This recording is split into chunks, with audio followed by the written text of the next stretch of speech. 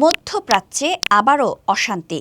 Israel ও ইরানের মধ্যে ক্রমশ বাড়ছে যুদ্ধের উত্তেজনা। কি হচ্ছে দুই দেশের মধ্যে এবং এর প্রভাব কি হতে পারে পুরো বিশ্বের ওপর? সাম্প্রতিক সময়ে ইসরায়েল ও ইরানের মধ্যে সংঘাত নতুন মাত্রা পেয়েছে।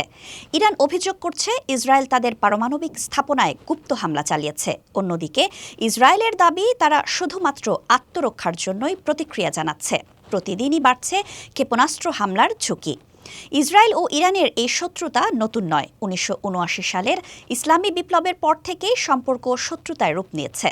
ইরানের পারমাণবিক কর্মসূচি, সিরিয়ায় ইরানের প্রভাব এবং লেবাননের হিজবুল্লাহকে ইরানের সমর্থন, এসব কারণেই বারবার সংঘাতের মুখোমুখি হয়েছে দুই দেশ।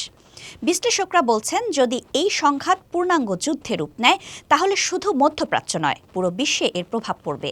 তেলের দাম আকাশছোঁয়া হতে পারে, অস্থির হতে পারে বৈশ্বিক অর্থনীতি। যুক্তরাষ্ট্র, রাশিয়া, চীন সহ বিশ্বশক্তিগুলো সতর্ক নজর রাখছে পরিস্থিতির ওপর। যুদ্ধের শঙ্কা ঠেকাতে কূটনৈতিক প্রচেষ্টা চলছে, তবে দুই পক্ষের মধ্যে অবিশ্বাসের দেয়াল এতটাই শক্ত যে শান্তির পথ সহজ নয়। পুরো বিশ্ব এখন তাকিয়ে আছে ইসরায়েল ইরানের পরবর্তী পদক্ষেপের দিকে। আপনি কি মনে করেন, এই সংঘাত পুরোপুরি যুদ্ধে রূপ নেবে নাকি কূটনীতি হবে সমাধান? আপনার মতামত জানাতে ভুলবেন না কমেন্টে। সাবস্ক্রাইব করুন আরও গুরুত্বপূর্ণ আন্তর্জাতিক আপডেট পেতে। ঢাকা প্রেসের সাথেই থাকুন। সবাই ভালো থাকবেন, সুস্থ থাকবেন। আল্লাহ হাফেজ।